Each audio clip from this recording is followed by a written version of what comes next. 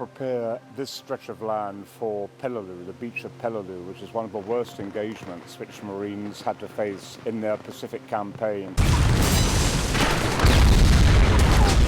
The beach that we're actually filming on is very sandy, so we have to build all our coral and dress that into the location as well. Also, you can see that we have a fortified bunker on the Lecky end of the beach, which is angled to strafe the beach as the soldiers come ashore.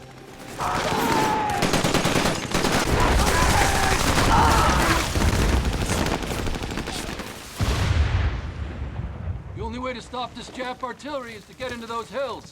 And the only way into those hills is across this airfield. When we move, do not stop until we get across. You got it? Aye, sir. This is a recreation of the airfield at Peleliu that the Americans came across after they'd come up through the scrub from the beach.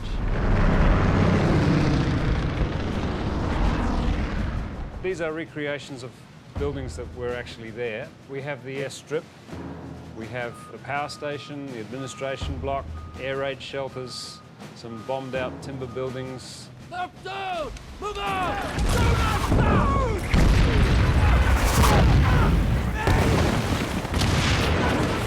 We've got decorators who are researching different ways of making craters and how to make them, dress them in and make them look real.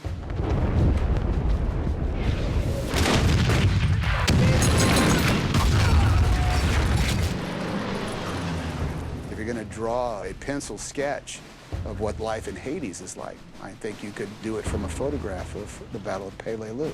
Cornland! Hey, Cornland!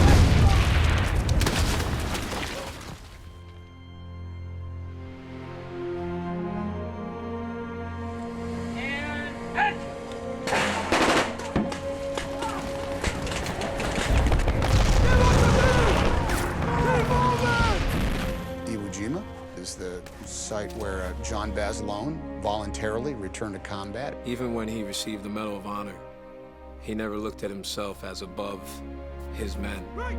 So much so that he demanded to go back and fight when he didn't have to. You tell that tank to follow me! Aye, aye! Go!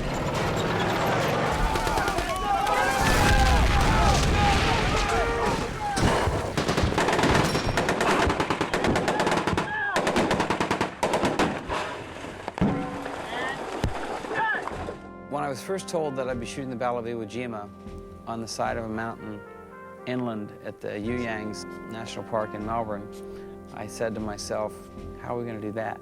But they carved off the side of a mountain. They brought in, I was told, $1 million worth of volcanic ash and basically set up the exact replication of the mountain with respect to the various tiers of the volcanic ash. And then, of course, the larger shots of ships and so forth was all something that was done visual effects-wise and post-effects. But the majority of the shots worked without having to touch them. The smoke and the intensity of all the fire and all the things that are going on, you really felt like you were there. I'm more proud of the Iwo Jima battle than anything I've ever been involved in.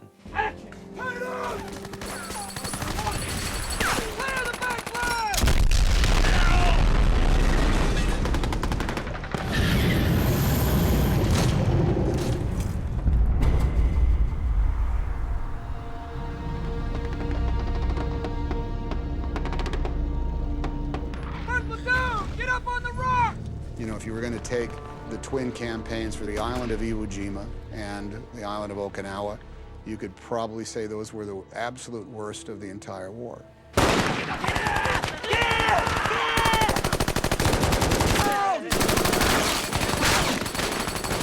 Company, cease fire! And not only the horror of actually being under fire, but everything else about that island was just absolutely miserable. The Battle of Okinawa presented a lot of challenges for the production because of the terrible conditions that the Marines fought under. Spread out! Spread to the left! The Okinawan landscape was something that we had to research very carefully. Everything from the architecture through the color of the soil, the kind of rock geology that we see exposed through the earth. We built a Japanese village. We dressed it all out and then we wrecked it. We burned it, destroyed it before even the crew got there. And after that it was all about mud, pumping in water and making thick mud. Every morning we would drench the set, and then drive tractors over the mud just to churn it up and till it, and just, it was a mess. And then at night, and sometimes in the day, we had rain towers, so it was always raining. It was always muddy.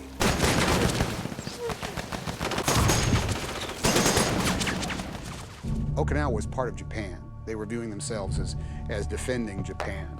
And the only way in order to get through the Battle of Okinawa is to take every day that it requires and spend every life that it was going to take. That was the only way to do it.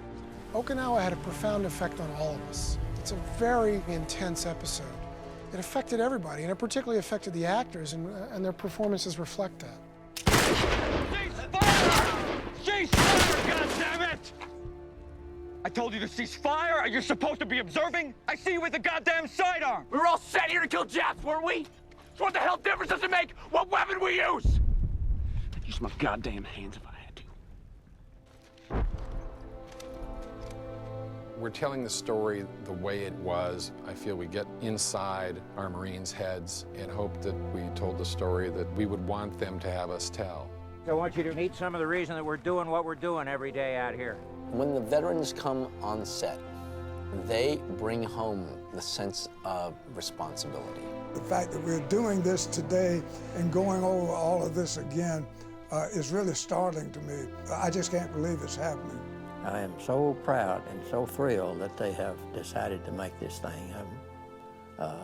I can't express how I feel. We had all given up that the story would ever be told, a real true story, because that was a nasty war, man.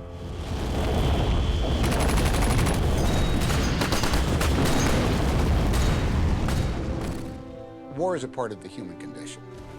The question we ask in the Pacific is, what did it do to its participants? How can you survive? How can you see what those guys did and expect to just move on with things? It's not about America versus Japan. It's about war and how horrific it can be for everybody. Every single person that had to go through that deserves to be remembered, and their story deserves to be told. I can't imagine any human being going through a greater struggle than what these guys did.